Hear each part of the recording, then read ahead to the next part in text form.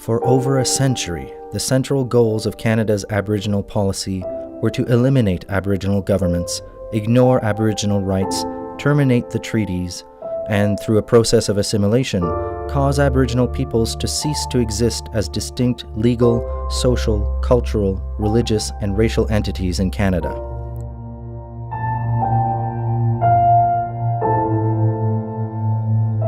So assimilation is, that policy of those colonizers who are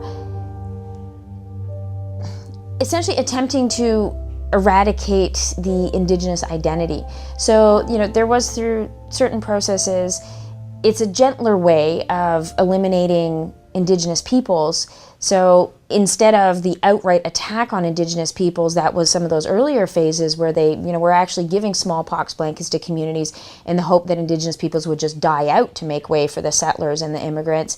It was a somewhat gentler and perhaps more insidious, because it was not a direct outright assault on an attempt to exterminate Indigenous peoples, but it's an attempt to exterminate what makes us Indigenous. It's that attempt to eliminate the language and the culture by replacing that with the mainstream, with that European language and culture, and encouraging Indigenous peoples to assimilate into that colonizers' language and culture, into white ways, into Christian ways, encouraging Indigenous people to speak English, to behave in ways that they deemed more civilized, and wanting them to become assimilated in that way.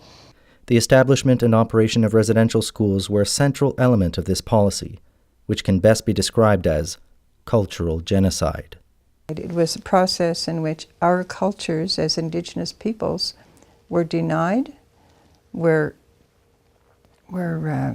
condemned, where legal structures were put up to destroy our practices, where our spiritual objects were destroyed. Those were part of our culture. So in destroying those things and in making us subject to laws that prevented us from practicing, that is cultural genocide. It impacted our dignity and our identity.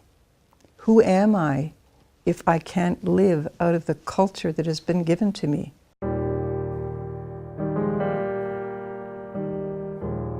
So what the residential schools did was create a structure that was in place to get rid of Indigenous ways of understanding the purpose of life and the Creator and what our broader values are as human beings and our connection to all of creation.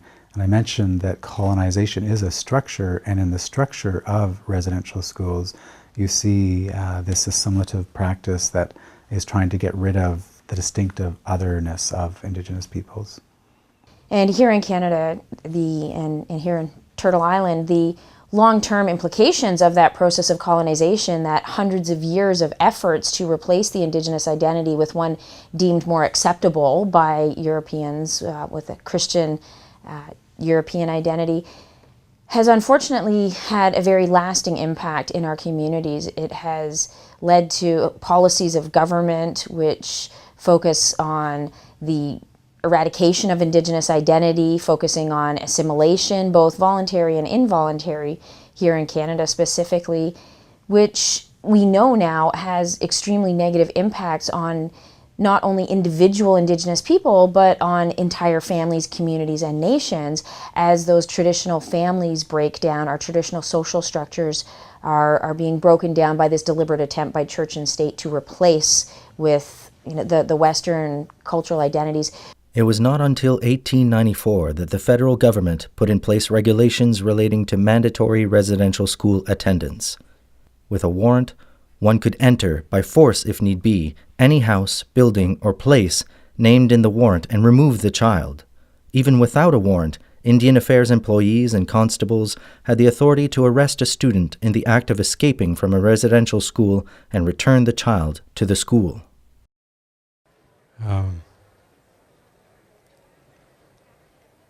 The grief that I carry is about separation. being separated from my mom and dad, my brothers and sisters. And it's also about the separation that my mother experienced back in the 1920s. Her dad, my grandfather, didn't tell her that if he didn't put her in residential school, he'd be put in jail. She thought that she was a throwaway, that she wasn't wanted anymore.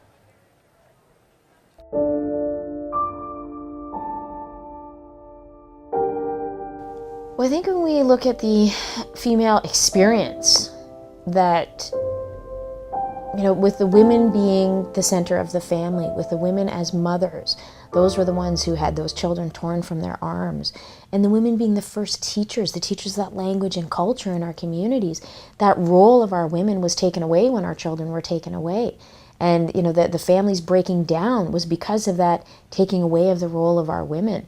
So the devastation of the residential school experience is very keenly felt by Indigenous women, because it was their role as mothers, as teachers to our children, that was most strongly impacted, and as the keepers of our nations.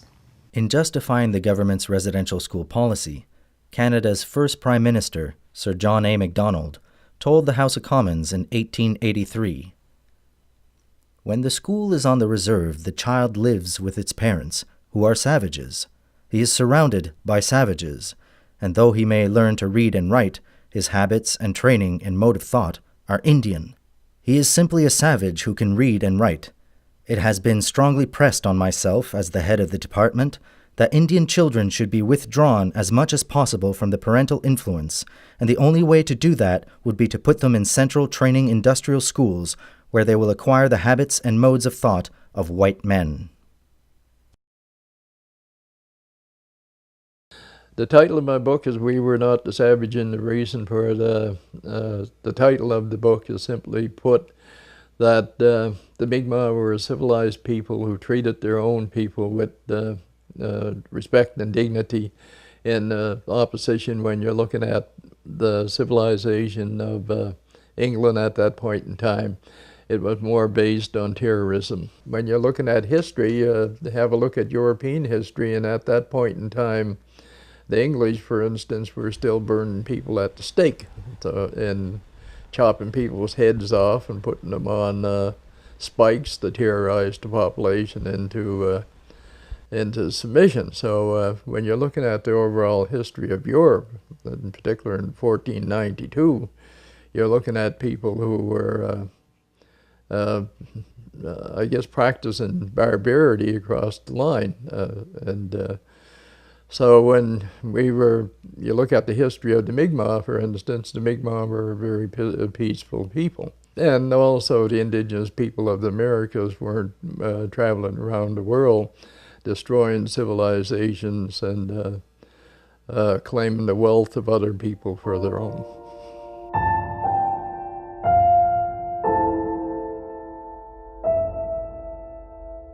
The history of the residential schools can be best understood in the context of the relationship between the growth of global, European-based empires and the Christian churches. Starting in the 16th century, European states gained control of indigenous peoples' lands throughout the world. It was an era of mass migration. Millions of Europeans arrived as colonial settlers in nearly every part of the world. The Catholic papacy was already playing a role in directing and legitimizing colonialism prior to Christopher Columbus's voyages to the Americas in the 1490s, largely by granting Catholic kingdoms the right to colonize lands they discovered. In 1493, Pope Alexander VI issued the first of 4 orders referred to as papal bulls that granted most of North and South America to Spain. These orders helped shape the political and legal arguments that have come to be referred to as the Doctrine of Discovery, which was used to justify the colonization of the Americas in the 16th century. So the Doctrine of Discovery is an assumption that when Europeans arrive on the shores of North America, that it's empty, legally speaking. Even though people live there, They're so low on the scale of social organization that they don't have rights to land or they don't have governance abilities. So the Doctrine of Discovery makes the assumption, because they're low on the scale of civilization, that when Europeans come along, immediately their law applies and their governance structures apply. And this is a common trope. European explorers use this all throughout the 16th, 17th centuries as they turn up in new places, often holding some sort of ceremony, erecting crosses or pillars, often speaking sort of publicly to indigenous peoples who gather, who very clearly do not understand what is being said or the symbolism of the moment. And under sort of European law at the time, this meant that then the crowns, or the people who are claiming the lands for a particular European crown, could essentially have jurisdiction over the lands. The Doctrine of Discovery was linked to a second idea. The lands being claimed were terra nullius, no man's land, and therefore open to claim. Under this doctrine, imperialists could argue that the presence of indigenous people did not void a claim of terra nullius, since the indigenous people simply occupied, rather than owned, the land. True ownership, they claimed, could come only with European-style agriculture. This idea of the Doctrine of Discovery is often talked about as being terra nullius, which is regarding the land as being empty through these structures of law that don't recognize the prior inhabitants. Legally speaking, the assumption is that no one lives here. They don't have the same rights as Europeans who arrive on this shore. So by planting a flag, say, on a shore, that immediately transforms the relationships that the original peoples have and dispossesses them of the soil, dispossesses them of their government, because again, they're regarded as being inferior, and that allows, again, Western European law to override the prior laws, the prior governance structures of the people who were living here.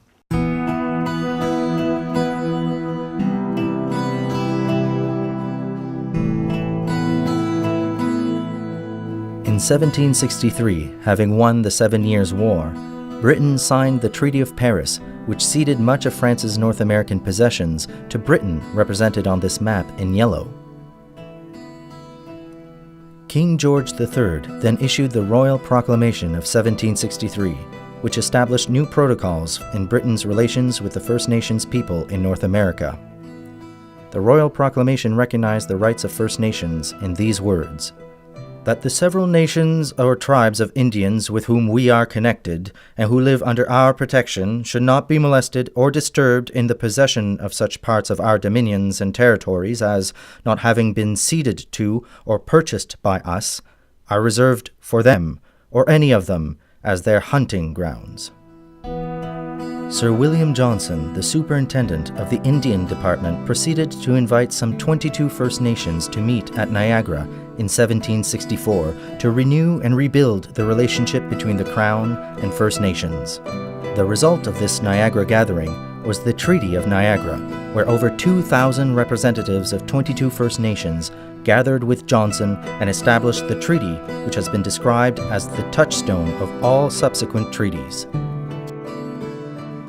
Treaties have always been significant to Indigenous peoples because it allows them to enter into relations of peace, friendship, and respect.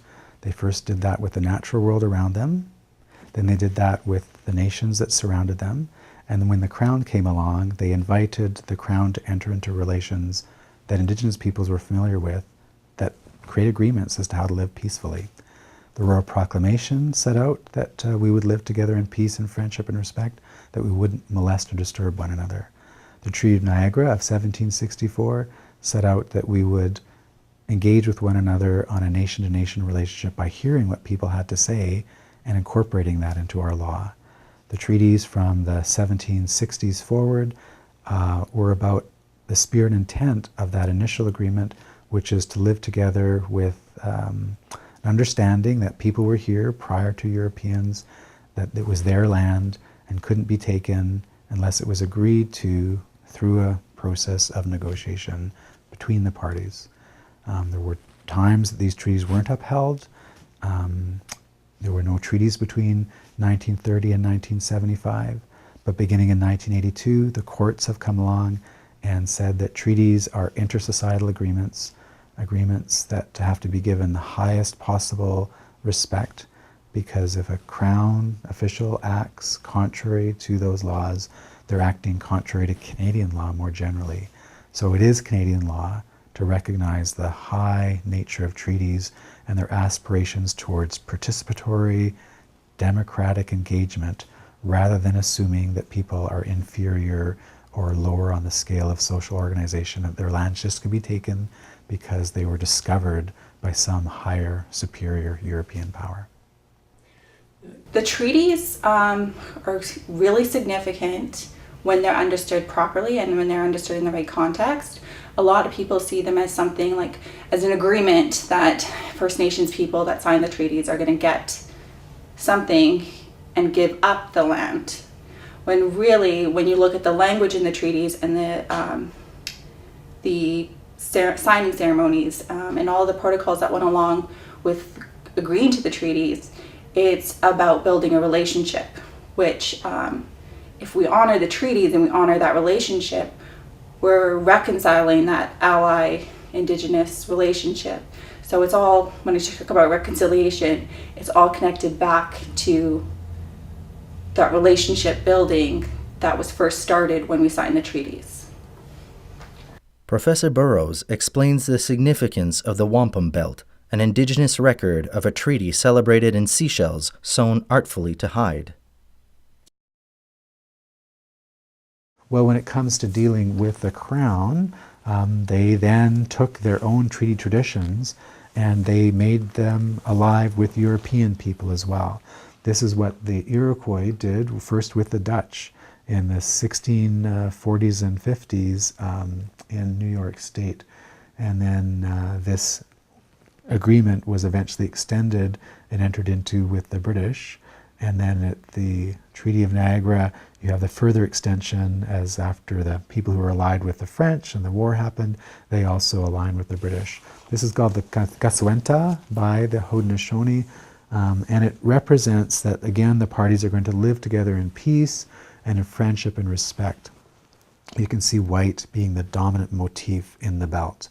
And that peace and friendship and respect is reinforced because it's there 3 times each time the white is reproduced. But on the belt, you also have these 2 purple rows that represents the nation-to-nation relationship between the Indigenous party and the Crown. And they represent rivers of life.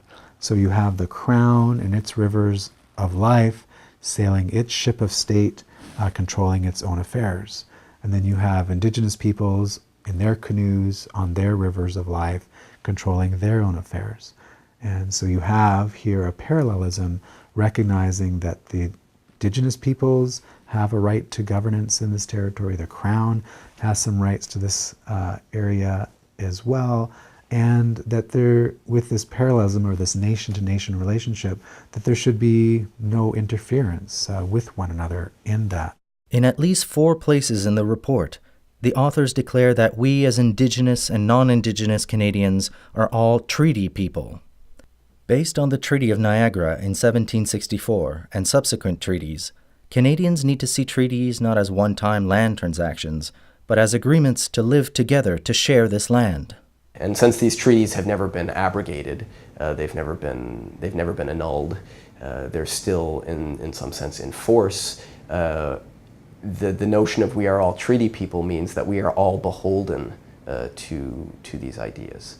And of course, this is speaking back to a long history of particularly Europeans and Euro-Canadians treating treaties as land sales effectively. And this take that we are all treaty people says actually these are not final sales at all. There's not a moment where the relationship, this isn't a moment where the relationship ceases to exist. Like it would be if you bought a piece of land that had nothing to do with a treaty.